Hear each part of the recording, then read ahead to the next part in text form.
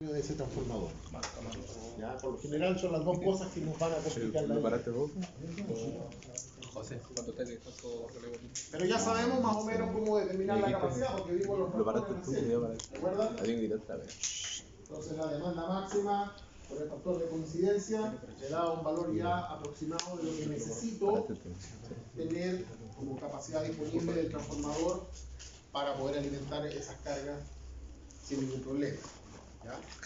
Ahora, la localización de la subestación del transformador de distribución se determinaría, dice, desde la fase de planificación. O sea, cuando yo empiezo a planificar cómo va a ser mi sistema, cómo va a ser mi red de distribución, y por eso es que hablábamos, ¿no es cierto?, de que yo debería tener una visión de futuro respecto de cómo va a crecer mi sistema.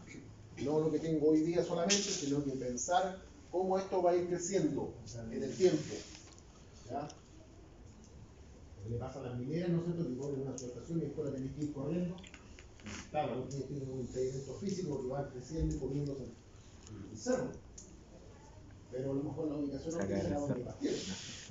Pero tienen esa otra limitante, ¿no es cierto?, de que se van comiendo el cerro porque van haciendo el rajo. Pero yo con una subestación de poder, ¿la puedo andar corriendo a cada rato? No. Entonces tengo que planificar bien dónde la voy a poner, cuál va a ser su ubicación. ¿Ya? Y bueno, la localización entonces de la subestación de distribución se va a determinar desde la fase de planificación o de planeación y se va a relacionar con aspectos como el nivel de voltaje, la regulación de voltaje, los costos de la subtransmisión para llegar, ¿no es cierto?, con el alimentador, los costos de la subestación en sí, los costos de los alimentadores primarios que van a salir desde esta subestación primaria y de los transformadores de distribución que voy a poner. Para obtener entonces la localización óptima de una subestación se deben tomar en cuenta los siguientes factores. Localizar la subestación tan cercana como sea posible de la carga dentro de su área de servicio. Localizar la subestación de tal manera que se logren los límites de regulación de voltaje sin necesidad de tomar medidas adicionales para lograr esto. Es decir, que a su máxima demanda la caída de voltaje de los alimentadores esté dentro de sus límites permitidos por la norma técnica. ¿Ya? La localización de la subestación se debe hacer de tal manera que facilite los accesos de las líneas o de los alimentadores entrantes o salientes. Y ese es uno de los grandes problemas que muchas veces se tiene cuando se localizan subestaciones de poder primarias, ¿no es cierto?, en un punto determinado, entendiendo que vamos a planificar un crecimiento de la población en nuestros sectores y de repente nos vemos que estamos rodeados de casas y la subestación queda rodeada y ya no tengo espacios por donde sacar alimentadores. Cuando se hizo la subestación del Palomar, subestación Copiapó, era un potrero y las líneas salían para cualquier lado porque todo era campo y no había problema. Pero después se empezó a llenar de población y ahora no tengo por dónde sacar más alimentadores de ahí. Las calles ya están ocupadas, las líneas ya ocuparon los espacios disponibles y ya no tengo espacio para sacar más líneas. Eso es algo que tengo que pensar. A nivel de la industria es más fácil porque tiene terrenos abiertos, ¿no es cierto?, donde yo puedo tirar alimentadores por cualquier parte, muchas veces. Es más fácil. Pero cuando yo planifico el crecimiento de una ciudad y voy a poner una subestación, tengo que mirar la planificación urbana para definir la posición óptima de este transformador o de esta subestación. Porque voy a necesitar espacios disponibles para sacar las líneas eléctricas que van a salir de la subestación primaria. ¿Ya? Por eso es que tengo que tener acceso, que facilite acceso a las líneas o a los alimentadores que entran o salen de esa subestación. La subestación se debe ubicar en terrenos que permitan ampliar su estructura para ampliaciones futuras, porque también si voy a comprar el terreno como el tamaño de esta sala, aquí me cabe un transformador y puedo hacer un marco de línea para salida y de entrada, pero si en el futuro la demanda sigue aumentando, probablemente voy a pensar en poner un segundo transformador, en hacer otro marco de línea de entrada o de salida para sacar más alimentadores. Entonces ya este tamaño no me va a quedar espacio. Según uno ve las fotografías, ¿no es cierto?, aéreas de las subestaciones de poder primarias, son extensiones más o menos grandes. De manera que tienen espacios para poder crecer, poner otro transformador, otros marcos de línea, sacar más alimentadores. ¿Ya? No debe producir afectación en terrenos, casas, etcétera, y tratando de minimizar siempre los efectos de su ubicación. Porque las líneas eléctricas no pueden pasar por arriba de los terrenos particulares. Ahora, podrían, una cosa es que no deban, otra cosa es que podrían, Se puede. sí pueden. Pueden pasar por terrenos particulares siempre y cuando tengan la servidumbre para poder pasar. O sea, tengo que negociar con el dueño del terreno para poder pasar la línea. No se pasa la línea. Porque él me va a tener que entregar una franja. O en el cuate kilos, ¿no? ¿Cuántos arriba? Me tiene que entregar una franja No para que pasan yo pueda pasar por una línea. pasan cero Y yo probablemente le voy a tener que pagar y es por sin el uso de esa transmisión. franja. Sí. Por eso que- Pero así como yo le pago a él por la franja, también le impongo a él ciertas obligaciones. Por ejemplo, él no va a poder construir bajo la línea. No va a poder plantar árboles bajo la línea. Y tiene que permitir el acceso para que yo pueda hacer la construcción de la línea. Por eso es que los sistemas de distribución Son ocupan para la diferencia. espacios de uso público. Y así no tengo que negociar con nadie. Y por eso es que los postes van por la calle, que son los espacios de uso público. Entonces ahí no le pago servidumbre a nadie y no tengo que pedirle a nadie para poder parar el poste. El solo hecho de tener la concesión eléctrica en la zona me permite utilizar justamente los espacios de uso público. Pero si voy a pasar por un terreno que es particular, tengo que tener la autorización del particular. ¿Ya?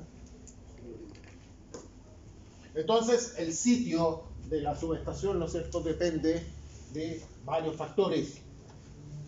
La cercanía de los centros de carga, de manera que no tenga que poner alimentadores tan largos, tan extensos, que si son muy largos voy a tener pérdidas, caídas de voltaje.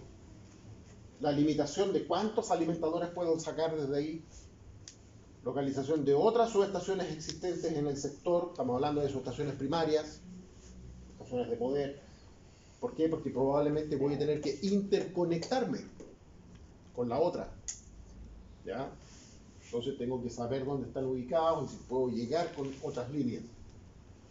El uso y la regulación del terreno. Claro, yo puedo tener terreno baldío hoy día, pero si dentro del plano regulador dice que ahí van a construir casas, tengo que tener ojo y cuidado. En poco tiempo voy a estar rodeado. Entonces, el uso y regulación del terreno también es importante conocerlo. El costo del terreno también, desde el punto de vista del proyecto, los costos van sumando, sumando y sumando, por lo tanto tengo que considerar el factor del costo. La disponibilidad del terreno, relacionado también con el costo y la ubicación. Porque yo a lo mejor me quiero instalar acá, pero si voy a negociar con bienes nacionales, ¿no es cierto?, para que me entreguen ese terreno o me lo vendan, bienes nacionales me van a decir, no, pero ¿sabes qué? Todos esos terrenos ya están adjudicados, o están definidos del uso, pero se puede instalar ahí. Pero a lo mejor era la posición más óptima que había para poner el transformador, la sueltación. Tengo que tomar en cuenta esos factores. La localización de líneas de transmisión y subtransmisión existentes, porque si voy a poner una subestación de poder, tengo que llegar con alguna línea en 220 o en 110.000 volts para alimentar mis transformadores de subestación. Entonces, la localización de las líneas de transmisión y subtransmisión que sean existentes para poder llegar con esas líneas hasta donde yo estoy. El pronóstico de la carga. Tengo que tener una visión respecto de cómo va a ser, cuál va a ser mis consumos o mis cargas a conectar y cómo van a ir creciendo en ese sentido. La densidad de la carga, ya vimos, ¿no es cierto?, cuánta capacidad instalada voy a tener por kilómetro cuadrado, va a ser un factor a considerar. La cercanía de los centros de carga y la limitación, como ya lo dijimos de nuevo, de la cantidad de alimentadores que puedo sacar desde esa subestación en particular. Son varios factores que hay que tomar en consideración. ¿Ya? En algunos casos, algunos de ellos van a pesar más que otros. En algunos casos, el tema del costo podría no ser importante. Y voy a pagar lo que sea por estar ahí. ¿Ya? Pero en otros casos, la disponibilidad del terreno puede que me eche abajo el proyecto. Y que la posición que yo estoy definiendo no sea, y tengo que buscar otro lugar y a lo mejor no es el más recomendado desde el punto de vista técnico, porque la subestación la puedo construir donde quiera. O sea, físicamente la puedo armar en cualquier parte, pero probablemente no sea el lugar más recomendado para hacerlo. Pero si no me queda otra, bueno, voy a tener que salir. No hay más que eso. Una consulta, por ejemplo, si hay una subestación que se va a agrandar, ¿cierto? Y el terreno que está al lado no es de la propiedad de él. Y hay algo que obligue a la persona a, por así decirlo, facilitar el terreno, entre comillas, facilitar. Nada. Por temas de... Tengo que negociar, tengo que comprarte el terreno. No me queda otra. Por eso es que cuando yo parto, compro el terreno grande al tiro. Pensando en que voy a crecer y que voy a poner otro transformador y que van a llegar más líneas o que van a salir más alimentadores. Sí. Lo que pasó es que, por ejemplo, en el campo, en la situación, allá por la cuarta región, hay la subestación del pueblo. Bueno, en su momento eran pocas casas, pues ahora ya creció y tienen que agrandar la subestación y resulta que el terreno de al lado es de mi primo. Y ahí dice que va a tener que pegarle el palo, ¿no? Pero tiene que negociar. Exacto. Tiene que negociar. Porque Ahora puede ser un buen negocio. hoy. Ahora si se pega el salto muy alto, No, claro. ya sería todo controlado, ¿no? En la frente del paridad. Sí, esa es la idea, ¿no? No perder la oportunidad. Bueno, la determinación de la capacidad de la subestación era el otro factor importante que había que tener en cuenta, ¿no es cierto? Y por lo mismo, entonces, esto se determina considerando algunos factores como la necesidad de satisfacer la máxima demanda actual y, obviamente, considerar un crecimiento futuro en el escenario al menos de unos 5 años y de ahí en adelante, incluso, si uno tiene datos de crecimiento futuro, de proyecciones de crecimiento, ahí uno tiene que trabajar con el MOB, con el Serviu, de manera de poder entonces tener información respecto de cuáles son los planes de crecimiento de la ciudad o del sector, para poder meter esos datos en el proyecto y poder definir, ¿no es cierto?, las capacidades de los transformadores de poder que voy a tener en las subestaciones primarias. La conveniencia, ¿no es cierto?, de que el área servida para la subestación sea lo más compacta posible para dar un valor razonable de los kilovolt-ampere partido por kilómetro. O sea, mientras la densidad sea más alta, mucho mejor, porque tengo todo más concentrado, no necesito sacar alimentadores tan largos. Voy a evitar pérdidas, mejorar las caídas de voltaje. Mientras más concentrado sea, y por eso mientras más cerca esté de los puntos de carga o de consumo, va a ser mejor. Entonces, tengo que tratar de buscar esa optimización. Ahora, no siempre se puede, pero tengo que tratar de buscarla, ¿ya? Entonces, ojalá tenga valores razonables de densidades de carga, media o alta sería lo ideal. La capacidad de la subestación entonces se va a relacionar con la ubicación mediante los conceptos de la forma cuadrada del área de servicio suministrado por la subestación. Bueno, y ahí entrarán, ¿no es cierto?, los famosos triángulos de potencia, la potencia reactiva, la potencia aparente y la potencia real, ¿no es cierto? Son conceptos que van a estar presentes siempre en los cálculos que vamos a tener que diseñar o hacer. Los kilowatts versus los kilovolt-ampere. ¿Qué tengo que hacer para que esto sea igual a 1 o iguales? Disminuir la potencia reactiva. Disminuir la potencia reactiva. Que sea igual a 1. Ya vi lo La potencia igual a 0. tanto.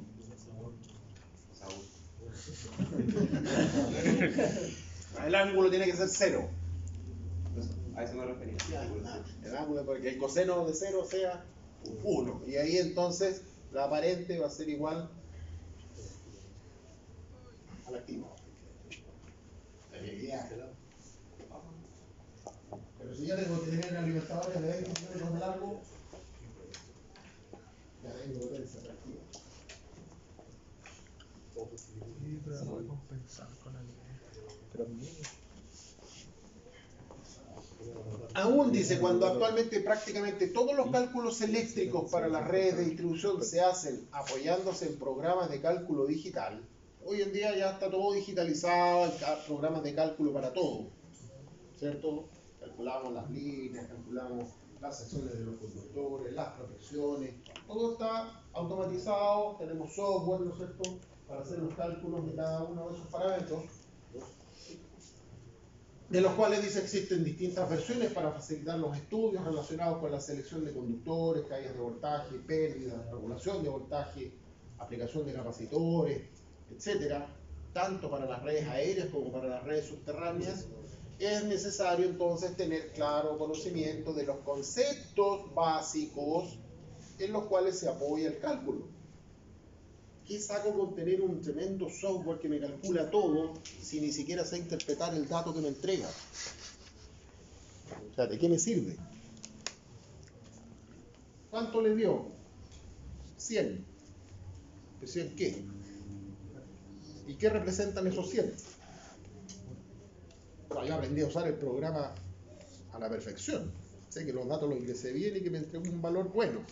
Pero ¿qué representa ese número? Si yo no sé interpretarlo, si no sé darle sentido al número, no me ayuda de nada a ver bien esos cálculos. Por eso es lo importante de los conceptos. Porque yo tengo que saber trabajar después con ese número. Tengo que darle sentido al número.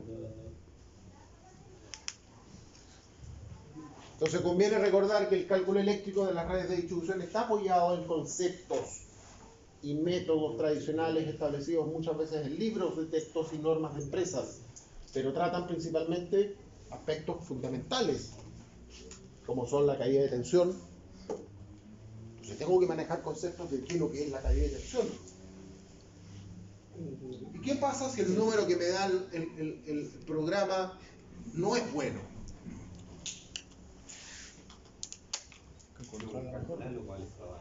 Tengo que recalcular, ¿no es cierto? ¿Y ese recalcular qué significa? No, aparte del tiempo, aparte del costo.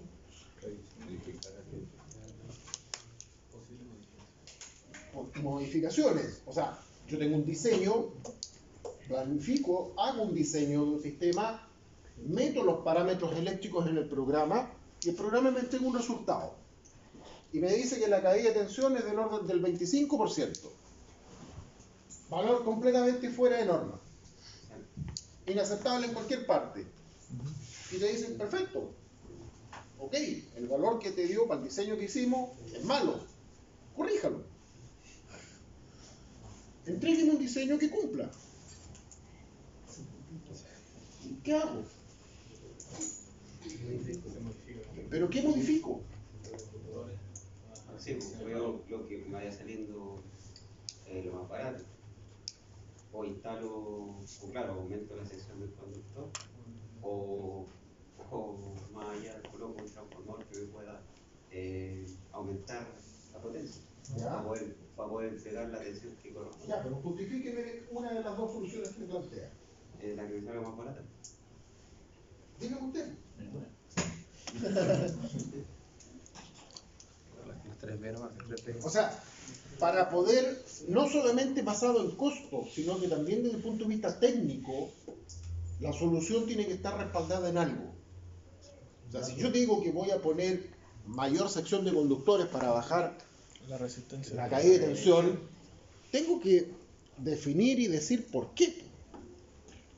Porque a lo mejor para bajar esa caída de tensión a valores que estén dentro de la norma, tengo que poner así un conductor. Así por eso hago el estudio. Pero para eso se requieren entonces conceptos, manejar los conceptos. Porque yo puedo decir que el conductor que había aplicado en un principio me dio ese valor, pero ahora que si lo pongo uno así, me da bueno. Y digo, esa es la sección que necesito. Yo te digo ahora, sí, pues, pero dime, ¿qué estructura me va a soportar el peso de ese conductor?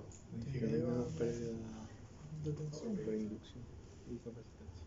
O sea, necesito tener torres doblemente reforzadas, doblemente altas, con aislación súper robusta. O sea, el proyecto me va a salir súper caro, po. Y cuando lo construya, todo el mundo lo va a ver y se va a reír. Porque es un gigante que no tiene sentido. Entonces, claro, busqué una solución desde el punto de vista técnico, que es aumentar la sección del conductor, pero es inviable esa solución. Claro, el número me da bueno. Ahora tengo una regulación, una caída de tensión de un 2%. Otra sustitución. Entonces, Ya, pues, ¿viste? Pero detrás de eso hay conceptos, hay estudios. Yo tengo que manejar el concepto. Porque numéricamente yo puedo solucionar el problema. Cambio un parámetro, me va a dar otro resultado. Si no me da, sigo aumentando el parámetro, me va a ir bajando acá y cada vez voy cumpliendo más. Pero llego a un valor de sección que a lo mejor ni siquiera comercialmente existe. Este es el cable que necesito. Anda a ver si en el mercado te lo venden. Lo dividimos en varios cables. Puede que no lo vendan. ¿Te fijas? Entonces, no solamente tengo que aprender a usar el programa, tengo que saber los conceptos que hay detrás del cálculo para poder plantear soluciones que sean reales y efectivas. Y como dice, probablemente la sección del conductor va a llegar hasta un cierto límite, pero después ya entonces tengo que empezar a planificar o pensar otra alternativa que me complemente para poder mejorar la caída de tensión. A lo mejor los alimentadores son extremadamente largos y eso ya no me sirve por más sección que le aumente. Podría estar pensando entonces que voy a poner un regulador de voltaje a mitad de camino y eso va a hacer que la caída de tensión más quede elevada y pueda llegar al extremo con un voltaje dentro enorme. Puede ser. O tal vez voy a decir, no, ¿sabéis qué? Este alimentador en realidad lo tengo que transformar a un nivel de voltaje más alto y a lo mejor poner otra subestación más acá y de aquí sacar recién los alimentadores de distribución. No sé. Pero eso está detrás, la solución viene asociada a entender qué es lo que está sucediendo con el diseño. Y muchos se conforman con solo saber utilizar el programa, meterle número al programa, pero no manejan la parte conceptual de cómo optimizar el sistema, de cómo optimizar el diseño. Y eso es grave, y de repente se pueden cometer errores importantes en ese aspecto. Cualquiera aprende a usar un programa. Cualquiera aprende a utilizar un instrumento de medición. Se conectan siempre igual. Pero interpretar la medida y qué representa y qué significa es otra cosa. Calentamiento de los conductores por efecto Joule.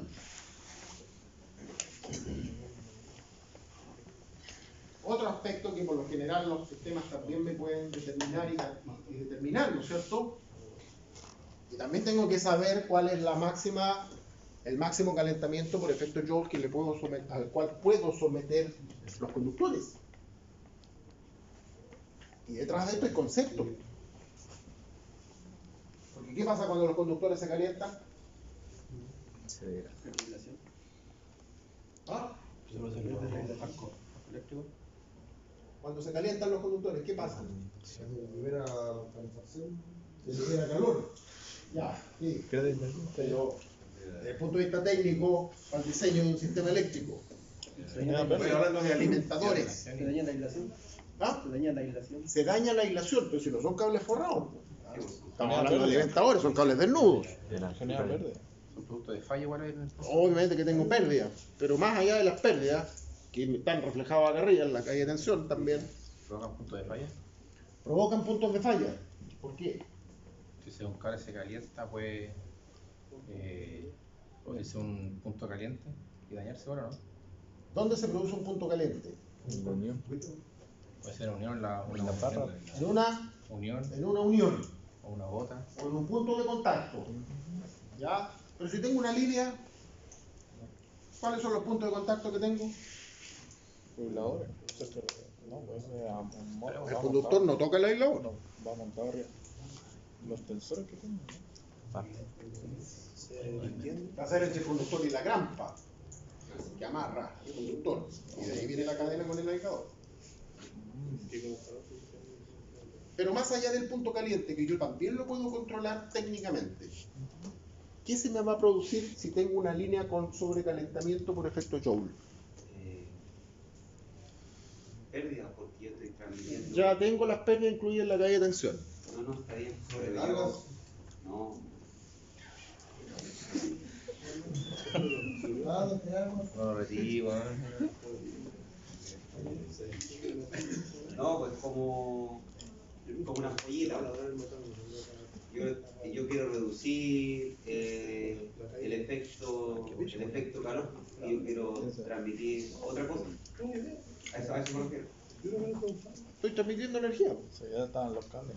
Por eso quiero reducir esa pérdida ¿Ya? de calentamiento. ¿Ya? Y quiero transmitir energía. Por eso. O sea, yo tengo aceptado de que la línea se va a calentar cuando esté trabajando a plena carga y diseñada. Siempre vamos a tener temperatura, ¿cierto? Pero aquí tengo un calentamiento de los conductores por efecto Joule que va más allá de lo razonable. Más allá de lo que el mismo fabricante me dice, mira, aquí podríamos tener tal nivel a esta capacidad de carga.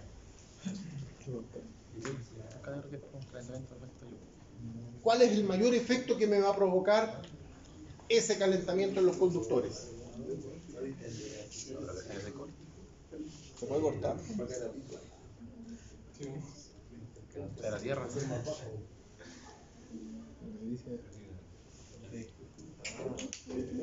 ¿Qué le pasa a los conductores cuando se calientan? Se dilatan. Se dilatan. Entonces, yo tengo calculado la línea para que a plena carga la flecha máxima sea esta. Ah, claro. Pero si la temperatura ahora sube más allá de lo que está permitido y tengo calentamiento por efecto Joule, entonces ¿qué va a pasar con el conductor? La flecha Va a bajar, va a haber mayor flecha. ¿cierto? Entonces la flecha, que sería esta, esa es la flecha, ahora va a ser esa. Y al haber mayor flecha, Y al haber mayor flecha, la catenaria Distancia. la distancia es más corta. es más corta. Más rico. ¿Y qué podría pasar si aquí tengo un cruce de línea con otra línea que va para allá? Cohetazo. ¿Y qué va a pasar si esta distancia ahora baja de los 5 metros? Antigüita. Cualquiera que pase por abajo con un camión, descarga. Entonces el efecto Joule Fuiste bueno. me limita. Porque las líneas tienden a bajar. Soy niño. Ya han escuchado realmente en las noticias cuando dice que el coordinador eléctrico limitó la transferencia de potencia por una línea del sistema de transmisión. Porque en verano, enero, 3 de la tarde, 37 grados de temperatura en pleno campo. Estamos en ese grupo. ¿Estamos en ese grupo WhatsApp? Sale publicado en Twitter, en todos lados. Mande el número. Es justamente por este efecto. Porque adicionalmente a la temperatura que genera la propia línea por la corriente que está pasando, hay que agregarle la temperatura ambiental. Entonces cuando yo calculo el efecto de temperatura sumado a la temperatura propia del conductor más la temperatura ambiente, las líneas empiezan a bajar. Y llega un momento en que se transforma en una condición crítica. Entonces, ¿qué es lo que tiene que hacer el coordinador eléctrico en ese minuto? Limitar la transferencia de potencia por esa línea, de manera que pase menos corriente, porque el sol no lo puedo tapar, pero sí puedo disminuir el efecto Joule de la línea bajándole la carga. Entonces mantengo la distancia medianamente equilibrada por ese lado. Entonces aquí el calentamiento de los conductores también es un factor que tiene que saber manejar, saber calcular y poder dar soluciones para evitarlas desde un principio o mantenerlas dentro de un margen aceptable desde el principio. Porque se hace un cálculo mecánico para determinar la fecha, ¿cierto? Ya, pues, y ese cálculo mecánico es en base a las distintas posibles temperaturas. Por eso yo lo conozco. Yo conozco esa distancia del conductor al suelo. Parto sabiendo cuánto es. A condiciones de plena carga del sistema a cierta temperatura. Entonces, cuando el sistema me calcule, me dice que tengo un calentamiento de tanto, chuta, yo me voy a ver el cálculo mecánico y digo, ah, aquí la flecha bajó, no, está funcionando. 45 hojas. Es bonito esta cuestión, pues se empiezan a mezclar todos los temas. ¿Cuánto lleva? Posibilidad de sobrecarga en las líneas. Otro aspecto importante que tenemos que definir, ¿no es cierto?, al momento de hacer el cálculo. Yo puedo hacer el trazado de las líneas en papel impecable. Voy a ir por aquí, por allá.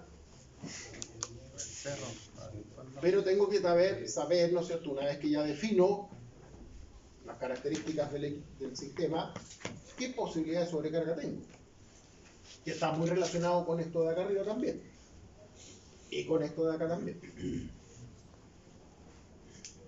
¿O puedo sobrecargar la línea? ¿O ya no tengo capacidad para sobrecargar?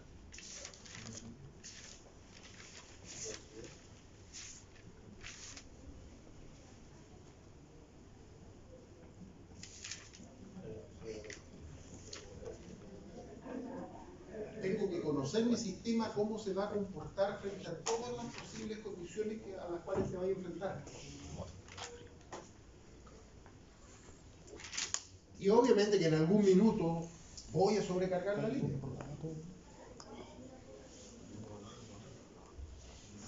Claro.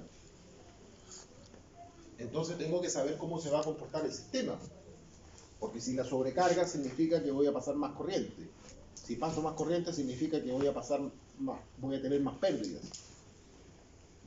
¿A cuánto? Eso es un valor que ya tengo calculado. Tengo que poner eso en la mesa para que los ejecutivos de la compañía tomen la decisión de hacerlo así o no. Porque probablemente no van a estar dispuestos a pagar por esas pérdidas. Que es energía que están comprando, pero que no están vendiendo.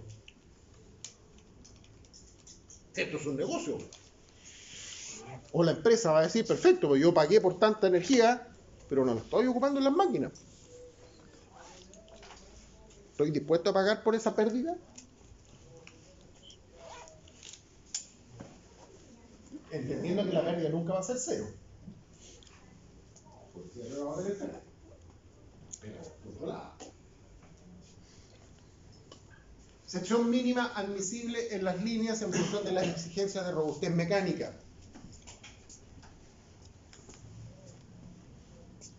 También, porque si pongo líneas muy delgaditas, secciones pequeñas, ¿no es cierto?, que a lo mejor funcionan bien en el sistema, pero mecánicamente ese conductor se me va a cortar a cada rato. Y si empiezo a aumentar la sección para que no se corte el conductor, se me va a encarecer el proyecto. Chuta, tengo que buscar un equilibrio. Y si no manejo los conceptos, jamás me voy a dar cuenta.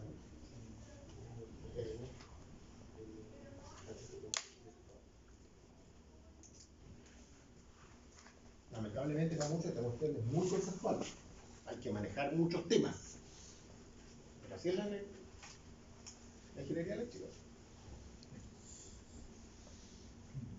Diámetro mínimo admisible para los conductores de media tensión en redes subterráneas. Si voy a hacer la red subterránea, también tengo que considerar los diámetros mínimos admisibles. Voy a ver los cables dentro de una tubería. Otro blanco. Ah, sí, nomás a tierra. ¿Qué pasa si doblo los cables? Si doblo los cables. Sí, si doblo los cables. ¿Puedo hacer eso con los cables? Dentro de un tubo. Que ¿cómo se llama? El proveedor te dice en la ficha técnica ¿cómo se llama? La curvatura máxima. La curvatura máxima que puede darse en ese cable. ¿Por qué te la dice? Porque si no pierde aislación. ¿Y por qué? Sí, porque yo estoy forzando la aislación. Forzando la ilusión. Exacto. Al doblar, ¿no es cierto?, el conductor al tendido, y lo doblo, hay un punto intermedio al medio donde se produce el quiebre, ¿no es cierto?, donde yo estoy forzando la aislación, efectivamente. Y ese es el punto donde se va a dañar. Y si se daña la aislación, en cualquier minuto va a fallar. No sabemos cuándo, pero va a fallar. Se da en los casos, por ejemplo, de la conectividad de los transformadores, ¿cierto? Que por lo general uno llega con un tubo o escalera y después tengo que llegar al primario, o al primario, o salir del secundario, sí. Pero, ¿qué hace uno? Le coloca flexible. Pero claro, uno dice, ya, flexible te da, no sé. La curva que adopte. Claro, pero el conductor, uno no puede darle al conductor cualquier curva. Cualquier curva. Claro. Bueno, son hartas cosas que empiezan a aparecer acá y que si yo solamente me quedo en el cálculo que me entrega el programa sin analizar estas cosas, el diseño se veía bonito en el papel nomás. Claro. El tema es que yo me ayude de los software o de las herramientas, ¿no es cierto?, de informática para efectos de cálculo, porque claro, si tengo que calcularlo es tedioso, es largo, me demoro harto tiempo probablemente en hacer todos los cálculos y el programa me lo hace así. Pero el tema es cuando yo empiezo a modificar el sistema para que los valores finales se ajusten a lo normativo, por ejemplo, es que mis soluciones tienen que estar ajustadas a lo técnico. Porque como les decía, yo puedo solucionar todo esto haciendo crecer la sección del conductor hasta el infinito y después tener puros resultados dentro de la norma. Pero no voy a encontrar en ninguna parte un conductor de esa sección. O sea, la solución no me sirve.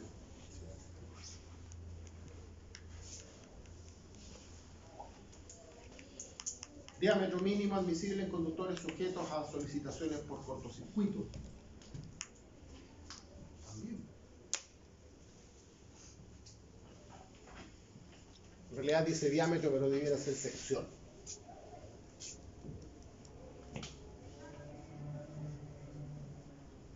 A medida que va aumentando, ¿no es cierto?, la corriente de cortocircuito, las secciones van aumentando. Entonces tengo que tener el cálculo del cortocircuito para saber cómo se va a comportar ese conductor frente al cortocircuito. Porque probablemente frente a un cortocircuito del sistema calculado donde yo sé cuánta corriente va a significar, ¿qué es lo que quiero? ¿Que si ocurre el cortocircuito el conductor se corte? No. ¿Tiene que soportar el cortocircuito, no? Sí. Porque después tiene que seguir funcionando una vez que se despeje la falla. Si se va a cortar cada vez que hay un cortocircuito, la confiabilidad de la línea no es muy buena. Y en medio de un cortocircuito me va a salir súper caro. Entonces tengo que determinar, por eso hay más de que diámetro quiere ser sección. A mínima para que soporte el cortocircuito y pueda seguir funcionando. Y si es aislado, y cada vez que tiene un tendido subterráneo, con mayor razón, porque la aislación del conductor tiene que soportar el cortocircuito para poder seguir viviendo. Pero claro, eso vamos a hacer un high point y matarlo. Ocurre el cortocircuito, maté la aislación del conductor. Listo, tengo que cambiar todo el trazado subterráneo. No tiene sentido. Muy mal hecho el diseño. Porque tengo que determinar la sección mínima que me soporte el cortocircuito de ese sistema. para que así la aislación no muera. Y eso se llama conceptual. Claro, que si yo puedo tener un cortocircuito de 10 kiloamperes, poquita corriente, 10 kiloamperes.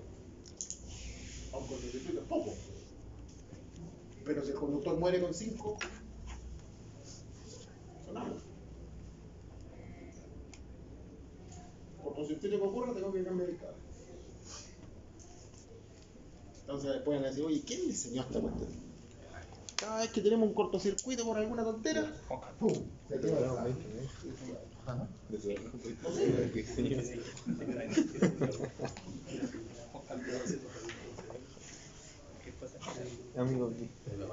La caída de tensión como factor, ¿no es cierto? Ya lo mencionamos, es un tema de las que tengo que ocuparme.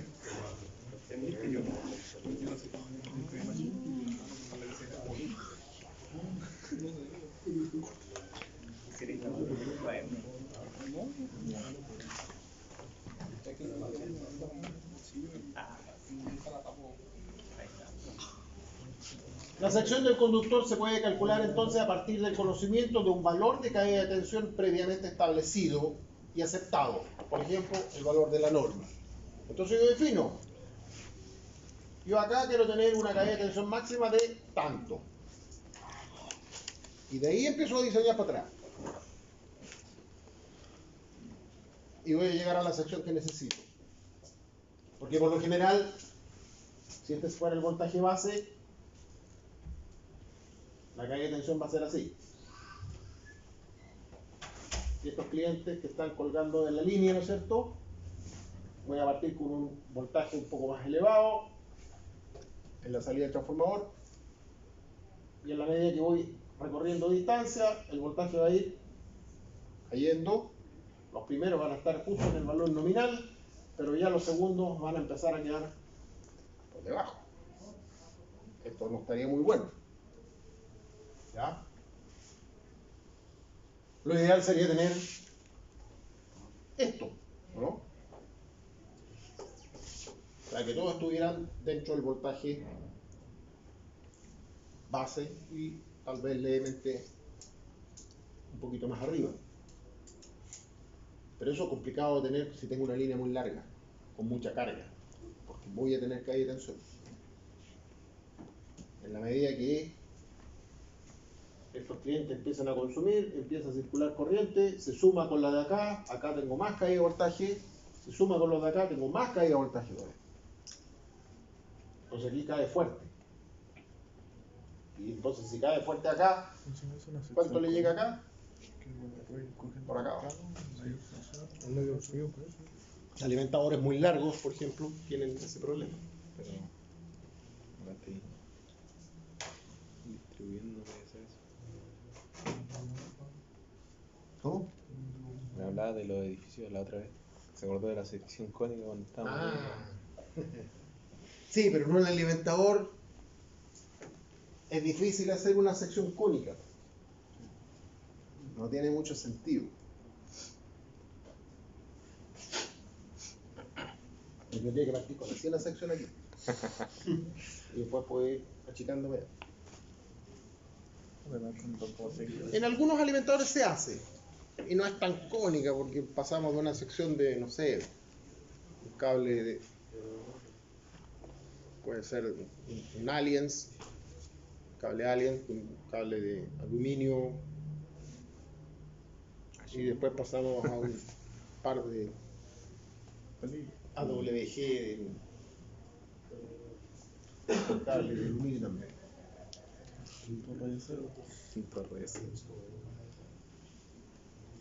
Entonces hay que tener en consideración estos factores.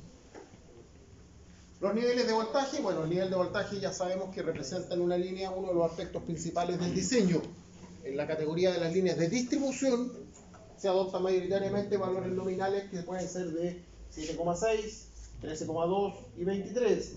Estos dos para sistemas trifásicos, 7,6 se ocupan muchas veces en sistemas monofásicos, de media tensión monofásicos.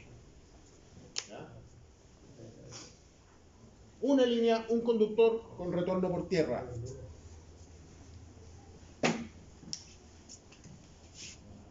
sabía que monofásico. O sea, como distribución. Es monofásico. No sabía que había distribución monofásica. 13,2 o 23, 7,62. Monofásico, trifásico. Aquí pasa una sola línea. Y tiene retorno por tierra. Si aquí la tierra no es buena, se le electrocutan todos los días. Esa es la desventaja. Pero en el campo hay muchas líneas de esas. No son más baratas. Un poste, una espiga, una línea. Nada. ¿Un solo conductor? Un solo conductor. Monofásico con retorno por tierra. No se ocupa mucho ya actualmente, pero sí hubo una época en que se ocupaba mucho, sobre todo, como les digo, en los campos. Un transformador Y monofásico. igual de inestable. Sí, sí, tiene sus problemas, pero era barata. Entonces, cuando había que electrificar sectores que jamás habían tenido luz, metían eso. Gente feliz. Suena feliz. Ah, los sectores rurales donde nunca había tenido luz. Lo que permitió entonces, dice, la normalización y reducción de los materiales empleados con los siguientes ahorros y mejor aprovechamiento de los elementos, porque como tengo voltajes que están estandarizados y que no son muchos, entonces todo lo que implica el herraje, la ferretería, los equipos, también están estandarizados para estos mismos niveles de voltaje. Y por lo tanto hace que sea más económico. Que no puedes tocar el otro. La elección de uno u otro nivel de voltaje entonces va a depender, entre otras cosas, de la longitud de la línea, del tipo de consumo, la potencia a conectar. Sin embargo, las líneas de 7,62 se proyectan única y exclusivamente para servir pequeños consumos monofásicos de tipo rural. Postes, conductores, subestaciones y estructuras, que son los componentes más importantes en la red de distribución, razón por la que resulta desde conveniente analizarlos para uniformar algunos criterios tendientes a obtener un mejor aprovechamiento al desarrollar los proyectos. Ya estamos hablando de sistemas de distribución por los niveles de voltaje. Otras consideraciones que se deben tener presentes, por ejemplo, en redes de baja tensión, es enmallar. ¿Recuerdan que hablábamos ayer de tener sistemas enmallados para permitir que la corriente fluya en todos sentidos? Enmallar en todos los puntos donde sea posible. Lo mismo debe hacerse con el conductor neutro de la red de baja tensión. ¿Ya? El que debe estar enmallado en todos los puntos donde físicamente sea posible. Porque el neutro es el que me va a permitir la estabilidad de la red de baja tensión. Es el retorno. Entonces, en la medida que yo lo puedo enmallar en todos los puntos, lo hago. Y además la norma establece que en redes de distribución de baja tensión debo tener el neutro conectado a Tierra. tierra. Cada 200 metros. 200. Y en cada poste de anclaje o de remate. O sea, los extremos de... Sí, Ah, pero para baja tensión. para baja tensión. Estamos hablando de baja tensión. Entonces el neutro de la red de baja tensión que vemos en la calle está dispuesto a tierra, ¿no es cierto? Cada 200 metros, y en cada extremo, donde remate la línea, o donde termine la línea, también tiene que estar puesto a tierra. De manera que tenemos un sistema con casi un neutro único. Que nos midiera la resistencia de ese neutro bajísima. Pues lo tenemos conectado a tierra en todos los puntos. Pero los viejos se roban el cable de la bajada del neutro a tierra. Eso dice. Porque es de cobre. Y ahí nos echan a perder la red.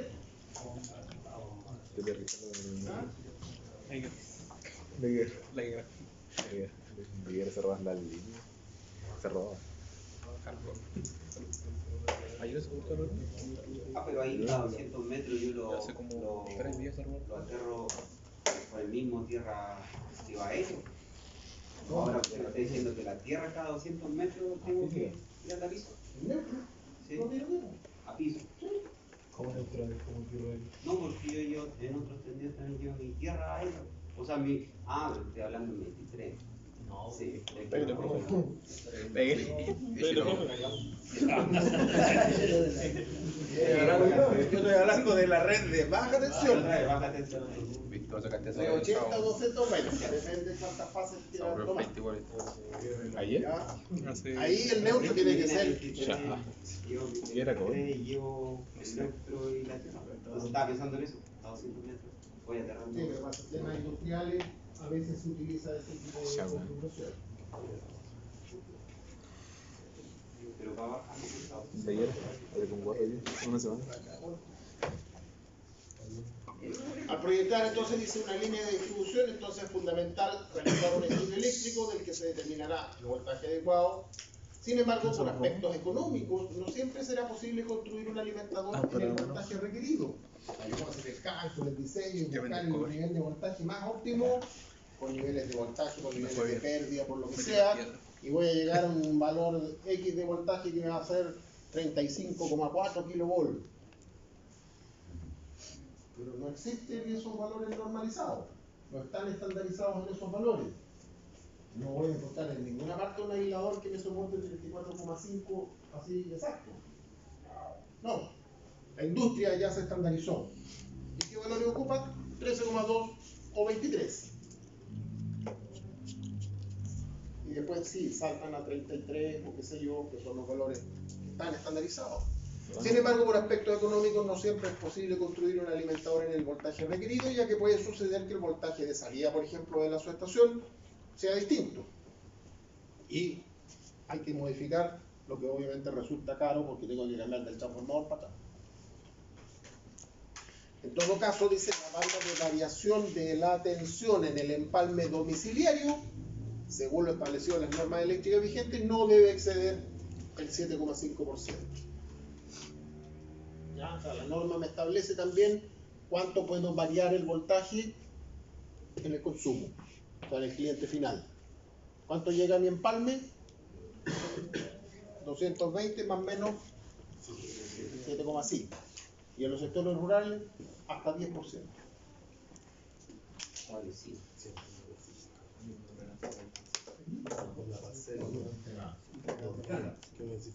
Entonces, ¿cuánto sería 220 más 7,5%? 236 por la parte más alta y por la parte más baja. Sí, pues 220 por el industrial de 7,5%. Ah, no, pero dijo 10%. Ah, no, está bien, eso era el 7,5. La más alta. Ah, 236, pero la más baja.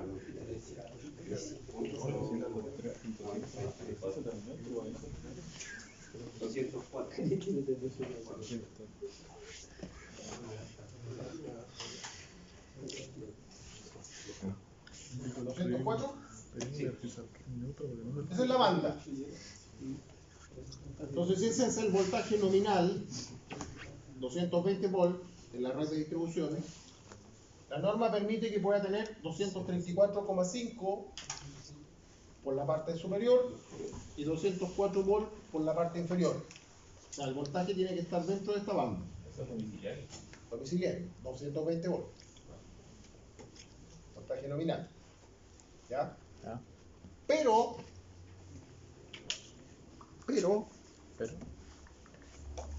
¿cómo se mide eso?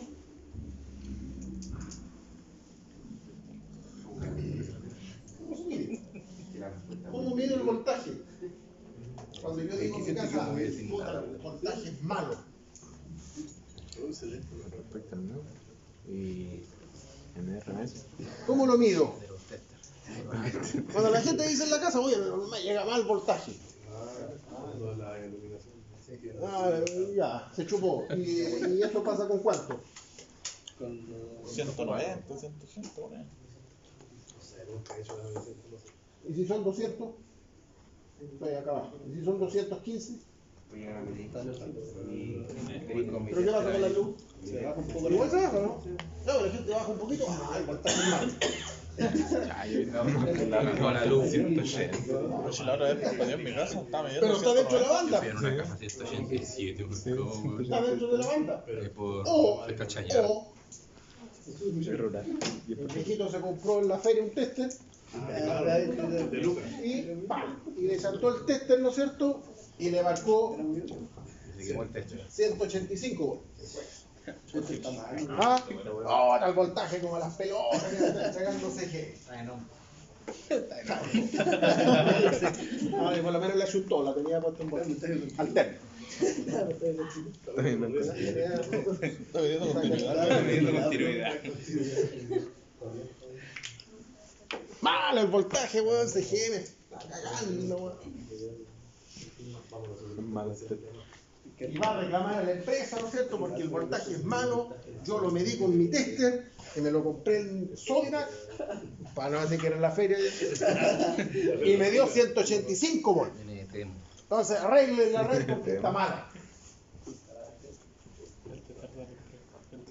¿Está viendo bien, caballero? No sé ni saber el tester, weón. Me dije. Eso puede ser la respuesta muy buena. Asegurándose. Bueno, el caballero lo hizo bien porque él no tenía idea de la norma eléctrica. Y por lo tanto reclamó algo que para él era obvio, porque él sabía que le tenía que llegar 220. ¿Y él cuánto me dio? 185. Y lo hizo con un tester. Está calibrado. Está caliente. Pero esta es una medición de qué tipo? RMS. Al revés. Instantánea. Instantánea. Yo pongo el tester, mido, listo. Es instantánea. ¿Y qué dice la norma eléctrica al respecto? No sé.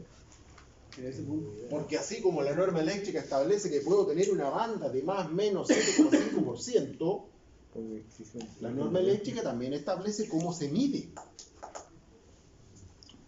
Y dice que para que una persona pueda tener un mal voltaje por sobre la banda o por bajo la banda, debe hacerse una medición continua de 7 días, 24 horas. ¿Conectador de red o no? Y en las mediciones que se hagan, el 95% de las mediciones tienen que estar dentro de la banda para que se considere que el voltaje cumple. Ah, 7 días continuos durante las 24 horas del día. Se llevan a conectador de red o no? Para que la lleven. 7 días Conectador de red o no? Entonces, ¿qué es lo que tiene que hacer? Ya, el viejito va a reclamar a la empresa. Le dice, oiga, yo me di 185 volts con mi tester, ustedes no me están entregando el voltaje adecuado en mi casa. Se me van a quemar todas las cosas. Entonces yo exijo que me hagan una medición para validar de que estén dentro o fuera del rango. ¿Quién paga eso? ¿Ah? ¿Quién paga eso? El viejo. Puta la película. ¿Para qué reclamar? que reclamar. Pero si el voltaje está fuera, le suelta. lo paga la empresa. No voy a pedir. Bueno, pero si así es la vida, ¿no? Le cortamos el metro. Llegando varios. Bolsillo A o bolsillo B, le dijo. Elijan. Sí. En uno puede ganar y en otro no. Entonces, él dice, no, yo quiero que me comprueben el voltaje. Perfecto, le dice. Vamos a ir a instalar un equipo de medida especial para conectarlo en su empalme y va a estar 7 días, las 24 horas del día marcado. Van a modificar. Se lo van a Al arreglar. octavo día, Tiraba el equipo. no, porque por lo general vamos nosotros con ellos. Ahí está. Pero usted, no. Y al octavo día se saca el equipo, se baja la data del medidor y se analiza la medida. Y vamos a tener grandes sorpresas. Milagro. 94,5 extra. Porque vamos a tener la línea, ¿no es cierto?, del día 1 hasta el día 7, día 2. Entonces por aquí van a estar los 220 volts. Ahí va a estar la banda por abajo, ahí va a estar la banda por arriba. Y el voltaje de él va a estar haciendo esto. ¿Y cómo se llama el equipo especial? El equipo un medidor. Conectador de red. Tester porque estoy reconectado ahí. Y va a ser una curva así. Y una O cámara cualquier curva. una cámara. Ya.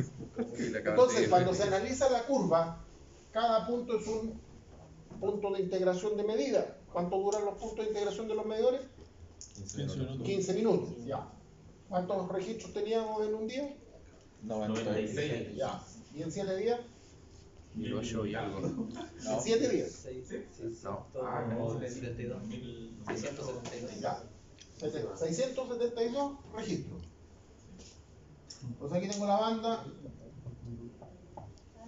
Por acá está la otra banda acá. Entonces tenemos que ver cuántos registros tenemos en 7 días.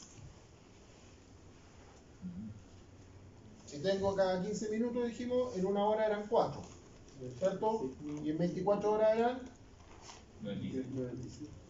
96. Ese es un día. ¿Y por 7? 6. 662. 672. 672 registros. ¿Cuánto es el 95% de este valor?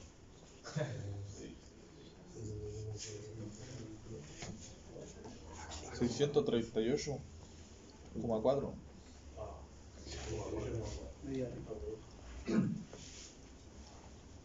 638 registros sería el 95%. Entonces, de todos los registros que se marcaron en estos 7 días, 638 tienen que estar dentro de la banda para considerar que el voltaje está bueno. Si tengo un 6% de registros fuera, entonces se considera que el voltaje está malo. Y ahí la empresa tiene que hacer correcciones. ¿Puedo explicar nuevamente qué está, no? Usted acaba de decir por qué no escuchó. Estaba en orden. Pero está claro lo que acabo de decir. El 95% de los registros tiene que estar dentro de la banda para que se No te considere rías, que el weón, voltaje córtalo. Si supero el 5%, o sea, si tengo un 6% de valores fuera de la banda, entonces ya se considera que el voltaje está mal. Por lo tanto, la empresa tiene que hacer alguna corrección para llevar ese voltaje a la banda. Eso asumiendo de que el caballero que reformamos va a mandar una sola bola gente de los cursos. Obvio. Ahí tenía toda de verdad desde el principio. Al principio. Cambia la cosa. Ahí el abuelo ya. Entonces, ojo, Se cayó la agua. se supone que ustedes se conocen las normas eléctricas. Entonces, las medidas no son instantáneas. Porque ese es un momento en que puede haber sido justo ahí. Y ahí midió 180. Pero en 7 días prácticamente el 90 y tantos % de las mediciones estaban dentro de la base. No, está hecho eso. Está hecho eso. Y trabajaría. No, pero no sé un refri. Hay veces que gana la empresa, hay veces que gana el equipo. Puedes sacar 6 lucas ya, que me da luz. Depende, Lo sacan del sistema del caballero.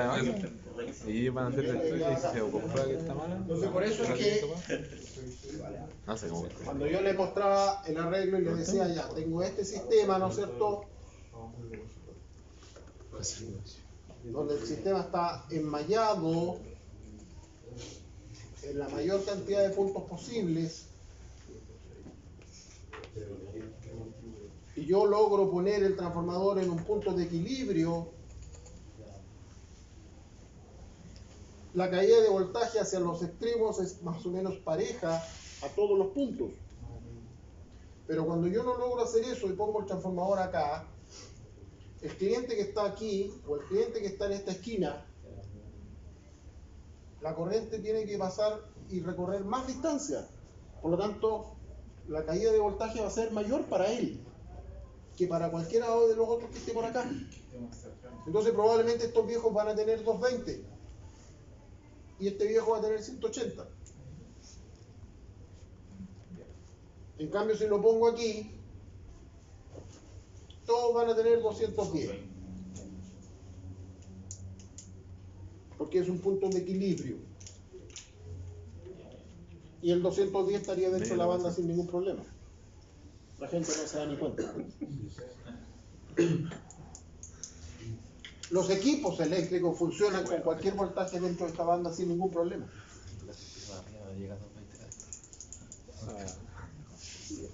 Sí, el de arriba no llegado. El problema es cuando se corta el suministro eléctrico y yo retorno el suministro eléctrico y esto me provoca un transiente. Ese transiente puede afectarme un equipo. Se quema. Y ahí se quema. Pero por lo general, ¿qué es lo que se quema? El fusible de entrada que tienen casi todos los equipos.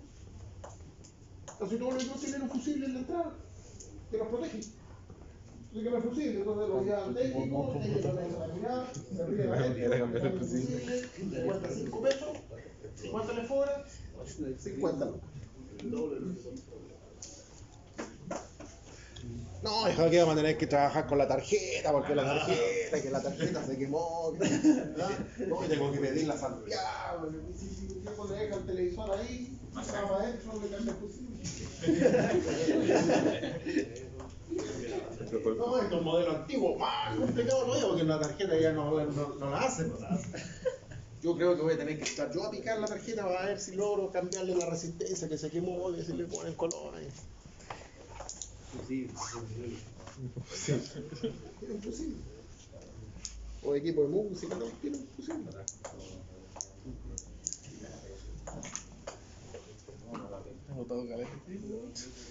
Yo bastante equipo, sí. Cuando por proyección de carga dice se necesita un voltaje mayor al disponible en la subestación primaria, entonces es necesario construir la línea con aislación superior, energizando en una primera etapa en un voltaje existente y efectuar las modificaciones cuando las condiciones de servicio así lo exijan. También en algunos casos se puede suplir las deficiencias en el voltaje con el uso de equipos reguladores, que a medida que vayan siendo necesarios, con lo que logramos aminorar la inversión inicial. Como les decía la otra vez, construimos la línea que va a Actual Carmen con aislación de 110, con estructuras para 110, pero la energizamos en 23 watts. Hasta cuando nos aprobaron el proyecto para gastar plata en un transformador de 110.000 volts y energizar la línea en ese nivel de voltaje. Pero ya la teníamos construida. En resumen, dice, podemos decir que la elección del voltaje va a depender de la tensión en el sistema de distribución, de la zona, y del estudio eléctrico, el que de acuerdo a las necesidades más inmediatas y futuras, nos van a indicar si se construye en esa misma aislación o superior. ¿Ya? ¿Por qué? Porque también si tengo que mandar a construir un transformador me voy a demorar 10 meses, 12 meses. Entonces, la línea la voy a tener construida y el transformador todavía no va a estar.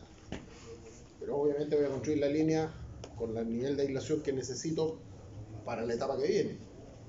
Y no después estar cambiando todos los aisladores, por ejemplo. Y esos son los famosos aisladores que se utilizaban, todavía se utilizan en baja tensión. Hoy día con las redes compactas ya se han dejado de utilizar en algunos casos. Pero son los famosos aisladores carrete. Así se les llamaba. O se les llama todavía, porque todavía existe. Que es una aislación de baja tensión que está normalizada. El uso de aisladores carrete, estos son de 3 pulgadas de diámetro, bajo una norma ANSI, también conocidos con el número 1011. Cualquier parte de una ferretería, artículo eléctrico, ¿no tenía aisladores 1011? Pues bien, porque era el código con el que aparecían en los catálogos. Sin hacer distingo respecto de la zona en que se puede utilizar. Este se utiliza en la cordillera, en la playa, en cualquier parte. Da exactamente lo mismo y se ponían en pierrac de este tipo que te permitían tener una distancia ya predefinida entre las líneas de baja tensión. Podemos encontrar de 2, de 3, de 4 y de 5 carretes. Monofásico, fase neutro, neutro, fase 1, fase 2, neutro, fase 1, fase 2, fase 3, y los de 5 tenían neutro, fase 1, fase 2, fase 3 y alumbrado público. Entonces teníamos los 5 conductores que uno puede ver en la calle. Por norma el neutro va arriba. Arriba. ¿Qué es más fácil que se corte, el neutro o la fase? Que se corte. Por cualquier motivo. ¿Lo sabes? Es más fácil que se corte. Neutro, la fase. Neutro. O sea, si viene como de arriba, pero que corta el neutro que la fase. Pero ¿qué es más fácil que se corte en esta red de baja tensión? La fase. Aquí tengo el neutro, fase, fase, fase.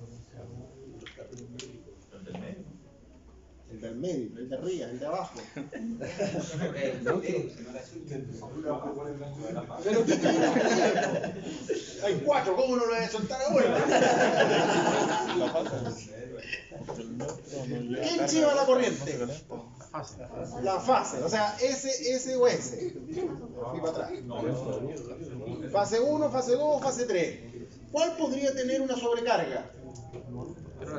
La fase. ¿Cuál se podría quemar o cortar por una sobrecarga? La fase. La fase. ¿Y qué pasa cuando se corta un conductor? Cae al suelo, ¿no?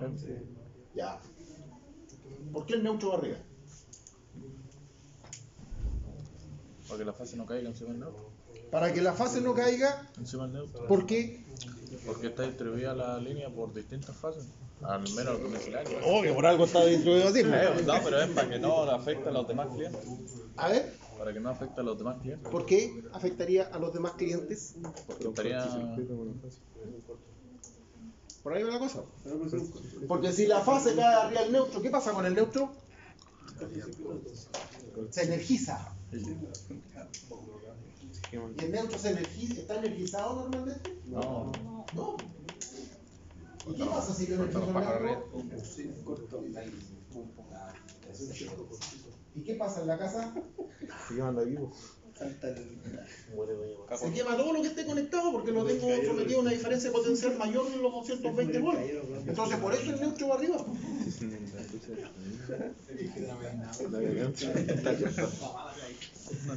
Claro, porque si la fase cae arriba del neutro cuando caiga, si tengo el neutro abajo, voy a meter 380 dentro de la casa.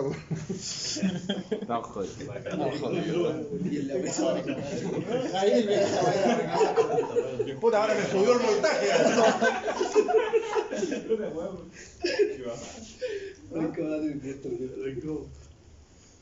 Ahora me subió el voltaje. La aislación en media tensión. Uy, se ve medio raro ahí.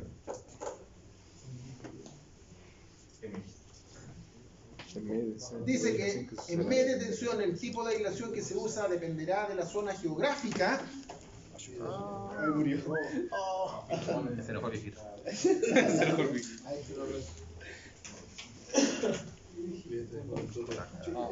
Una señal, esas señales, señales.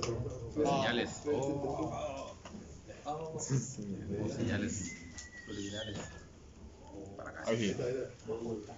Otra energía. Tenía 185 volts. Entonces, en media tensión, porque ya vimos el aislador de baja. Y la clase de aislación de baja pues, igual está normal. Así como para media tengo 27, 36 cables. El de baja 220. es para 220. Pero si tengo 220 por fase. Sí, pero uno siempre los aisladores están sobredimensionados respecto a la línea. Pero soportan los 220 por algo, se ponen en líneas de baja tensión. Sí. Porque yo tengo 380 entre fases. Entonces esa es la clase de aislación 220. En media tensión, ¿de qué depende el nivel de aislación? Principalmente de la zona geográfica y del tipo de estructuras que vamos a utilizar. Para el efecto vamos a definir siguiente zona. Por ejemplo, una zona normal corresponde a aquella en que la lluvia lava permanentemente los aisladores. O sea, para la zona centro-sur tenemos mucha lluvia, ¿no es cierto? Y la lluvia lava los aisladores, le saca la contaminación de manera natural, gran parte del año. Por lo tanto, no necesito tener mucha aislación, voy a ocupar una aislación para zona normal. Pero también tenemos zonas costeras o zonas contaminadas. Aquí tenemos mucha costa.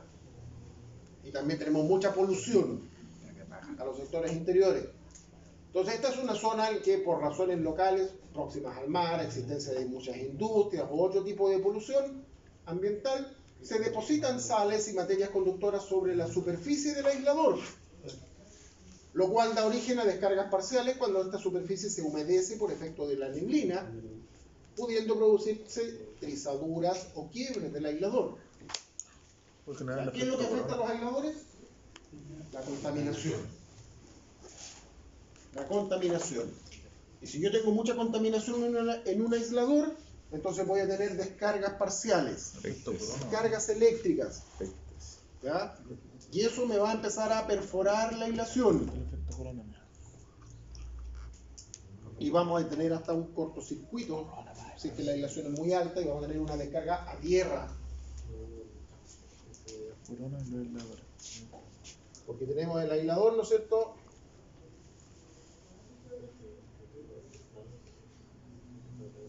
Una espiga que está puesta sobre una cruceta y el poste.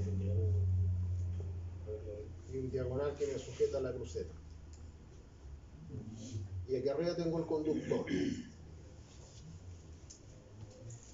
Entonces cuando el aislador está altamente contaminado en su superficie, la corriente que está circulando por acá tiene un camino, ¿no es cierto?, para poder irse a dónde?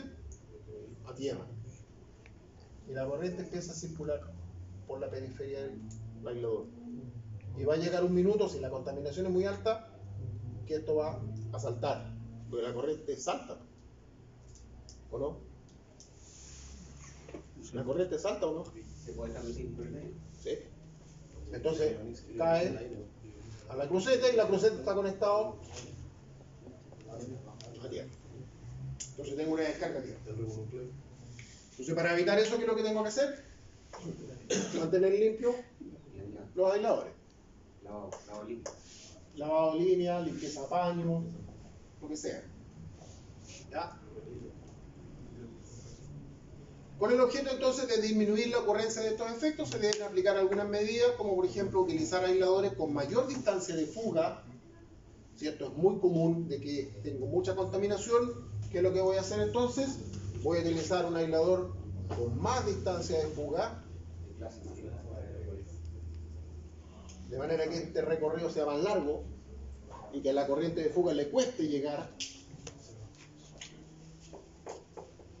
O con un diseño especial, aisladores específicos para zonas contaminadas y zonas costeras. Porque las descargas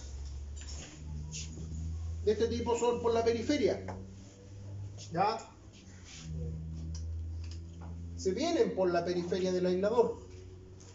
Entonces los aisladores tienen, ustedes a lo mejor los han visto, diferentes formas, ¿no es cierto? Hay unos que son así.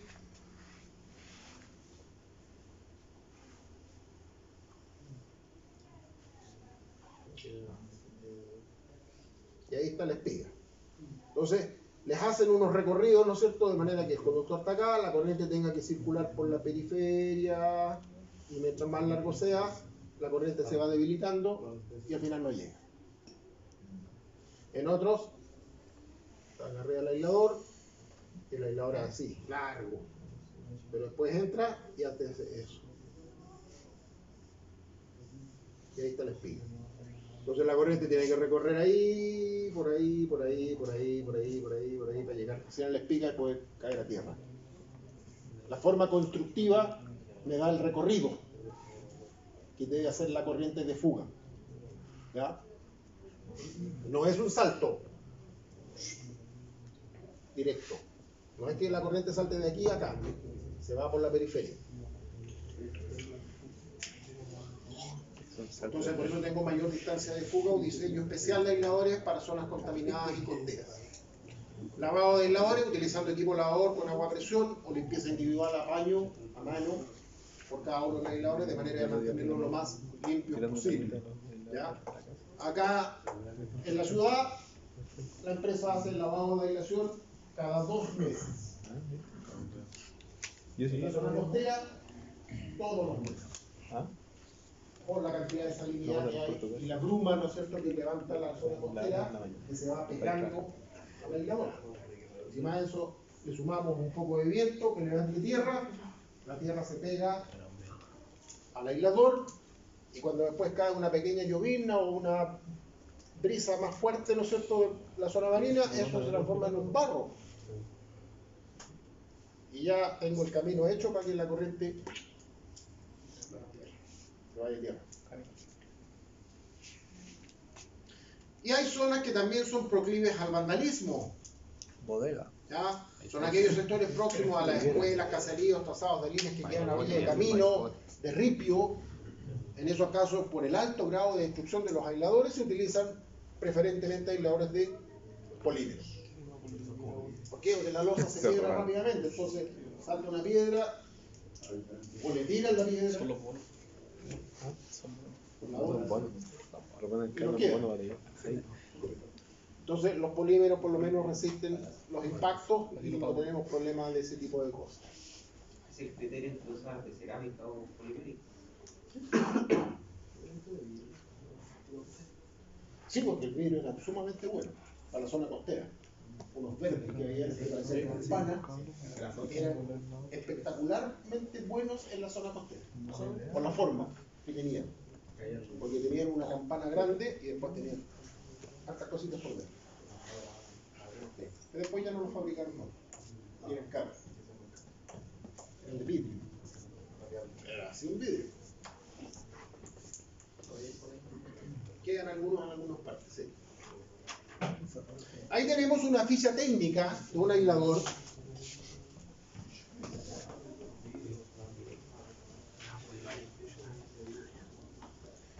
Donde salen algunos datos muy importantes o muy interesantes de conocer. Este es un aislador típico de media tensión. La forma, la cabeza del aislador por donde se apoya el conductor, ¿no es cierto? El cuello, que es donde se amarra el conductor, que fija el conductor sobre el aislador. Y después tengo los cuerpos. En este caso es un aislador de dos cuerpos, el cuerpo superior y el cuerpo inferior. ¿Ya? Y segmentado tenemos ahí la forma interna que tienen, si yo viera desde abajo el aislador, tienen eso. Que marca el recorrido que debería ser la corriente de fuga si quiere pasar más abajo. Porque se va a ir por el contorno y va a tener que hacer este recorrido. Y después va a llegar acá y va a tener que hacer este recorrido antes de llegar a este punto, que es donde hace ya contacto con la espiga, que es la que lo soporta. Y la espiga es metálica, entonces ahí ya se provocaría la descarga. ¿Ya? Entonces, bueno, Señales. entonces, el fabricante me da ciertos datos en la hoja técnica. Ya me entrega las dimensiones A, B, C, no alcanzo a leer ahí, D, que son las distancias, ¿no es cierto? El ancho, el alto. Pero aquí estoy hablando del otro lado. Este me estaba. El fabricante me entrega las dimensiones. Ya, que son la parte superior, la cabeza, el alto del cuerpo completo, ¿no es cierto? La diferencia entre este punto y este. Me entrega las dimensiones constructivas del aislador. Y aquí tengo todas las dimensiones constructivas para cada uno de los modelos o los tipos que puedan existir. ¿Ya? Si vemos el alto, el B, puede tener desde 146 milímetros, 165 y 190. O sea, es un aislador más alto. ¿Ya? El último, 190. El B. Y el más pequeñito mediría 146, más compacto. Pero me entrega datos técnicos que son importantes conocer. Y aquí están los tres modelos y aquí están los tres modelos. Todos están hechos bajo la norma ANSI C292. O sea, hay una norma técnica que definió, ¿no es cierto?, la manera constructiva en cómo se hace. Eso está normado. Por lo tanto, todos los fabricantes van a construir aisladores bajo la misma norma técnica para tener un estándar. ¿Ya? El modelo, a cada uno le dio un modelo, el 56.1, el 56.2, 56.3. Y la norma chilena les dio también un número que es el 1031, el 1036 y el 1037. Esa es la norma chilena. ¿Ya? El 1031 es para zona normal. El 1036 era para una zona contaminada. y el 1037, pero en una zona también contaminada. Recuerden que mencionamos recién que teníamos zonas normales y zonas contaminadas. Ok. Todas están para 23, 23 y este, como es más alto y tengo más distancia, me sirve incluso para 36 kilovolts. Ahora, el de 36, ¿lo puedo poner en una línea de 23? Sí. Sí. ¿Y el de 23 lo puedo poner en una línea de 36? No. No. Obvio. O sea, de que se Ya, no se- perfecto. no se- Y aquí hay dos datos que son importantes. La distancia de fuga y la distancia de arco. El fabricante me los da en el catálogo. Entonces, para el 1031 tengo una distancia de fuga de 330.2 milímetros y tengo una distancia de arco de 177,8 milímetros. ¿Dónde mido eso? La distancia de fuga va a ser, cuando yo tengo el conductor ahí, apoyado en el conductor, el recorrido que hace por la periferia. Serían 330 milímetros. ¿Ya? Y la distancia de arco es cuando yo tengo un arco eléctrico y la corriente salta. Y esa distancia es 177. Obviamente que es más corta que si se viene por la periferia. Tiene que recorrer más. Aquí ya estoy con la espiga puesta en la cruceta. ¿Ya? Entonces me entrega las distancias de fuga y de arco para cada uno de los modelos. Obviamente que si vamos viendo el modelo normal, 330, el modelo contaminado tiene 430, tiene 100 milímetros más, y el 1037, que es para 36 kilovolts, o sea, un nivel de voltaje más alto, ahora tengo 533, mucho más largo el recorrido. Lo mismo pasa con la distancia de arco. Tengo 177.8, 209 y 240 milímetros. Más aislación, más alta la distancia, para que la corriente pueda saltar. Y ahí se provoca un flashover, una descarga eléctrica prácticamente. ¿Ya? Entonces es bueno conocer esos números, esos datos, porque en algunos casos me sirve para poder elegir bien el aislador. ¿Ya? Puedo tener aisladores de diferentes fabricantes, ¿no es cierto? Y casi todos van a cumplir con los niveles de voltaje, pero yo, ¿qué voy a comparar? Las distancias de fuga y de arco. ¿Con cuál me debería quedar? Con a lo mejor el que me entregue mayor distancia, porque voy a tener menos posibilidades de que ocurra la descarga en la línea. ¿Ya? Y entre un fabricante y otro sí puedo tener diferencias en estas medidas. Porque a alguno le va a hacer más recorrido, por ejemplo. A alguno le va a hacer más recorrido. Y eso me va a dar más distancia. Entonces la distancia de fuga puede ser más grande y a lo mejor la distancia de arco puede ser la misma. Porque la altura es la misma.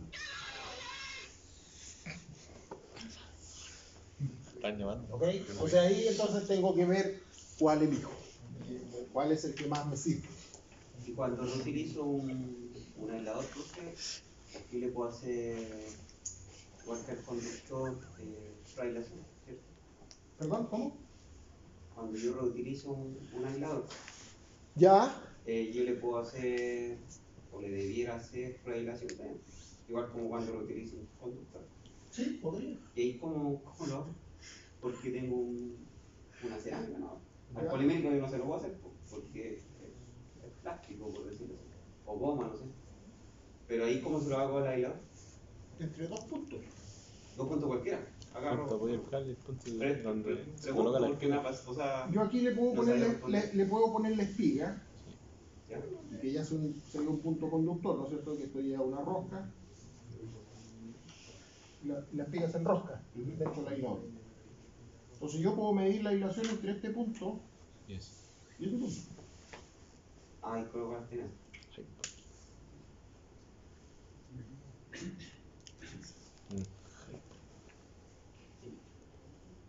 Y ahí puedo entre los y los. ¿Ah? No, pero es que y tampoco podría hacerlo entre la los. No. ¿El local? Sí. ¿Y para qué? Si la corriente de fuga va a tener que llegar aquí para poder descargarse. Por acá afuera sí puede pasar corriente de fuga. El tema es que tenga la capacidad de llegar hasta acá. Por eso el recorrido y la distancia. Pregunta. Cuando se hacen prácticas y... Es como cuando yo le quiero medir la aislación, el dieléctrico de un zapato, por ejemplo. Supongo yo, porque antes no tenía... ¿Dónde pongo los puntos de prueba? Ingeniería. Zapato dieléctrico. Entre el metal Todo y. el proceso en conjunto. ¿Qué metal? No, si hay por Zapato dieléctrico. Ah, ¿Y dieléctrico. metal? Entre las. No, entre las horas. Pero eso es como Sí, entre las horas y la parte de Y la parte de arriba, pero ¿cuál parte de arriba? El interior del zapato Ya. y la planta. Ahí coloco las cosas. Pero es una prueba que está normada. Entonces la norma establece cómo se debiera hacer.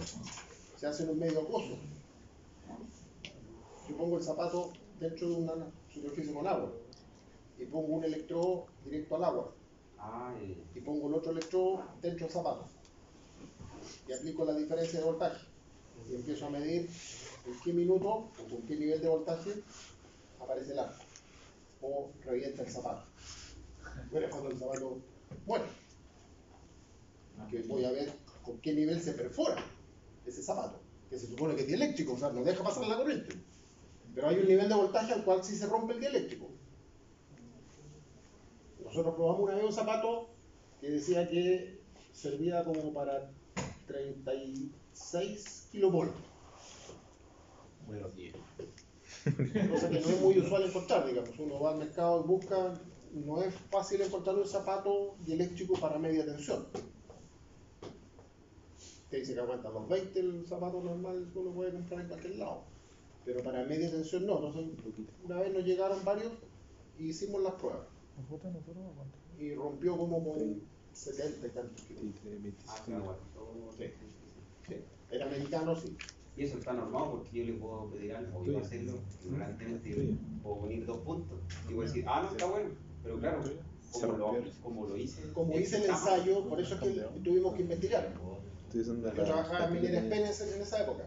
Entonces estábamos viendo todo el estándar de uniforme, de ropa y de equipamiento para los eléctricos y se definió que había que buscar un zapato dieléctrico para media tensión. Porque parte del equipo trabajaba en media tensión.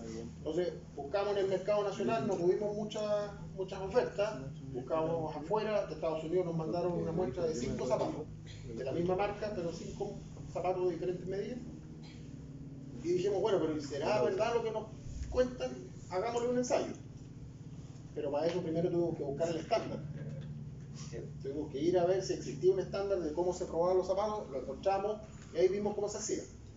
En un medio acuoso se pone el zapato, se pone un electrodo tipo malla dentro y otro electrodo al agua. Y ahí hay que aplicarle diferencia de voltaje.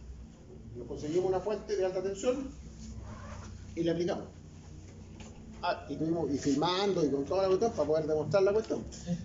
Y reventó como a los 70 y tantos kilovolts. O sea, el zapato. Bueno, No queda en la pega. igual que en la pega. Ya, vamos. Seguimos mañana.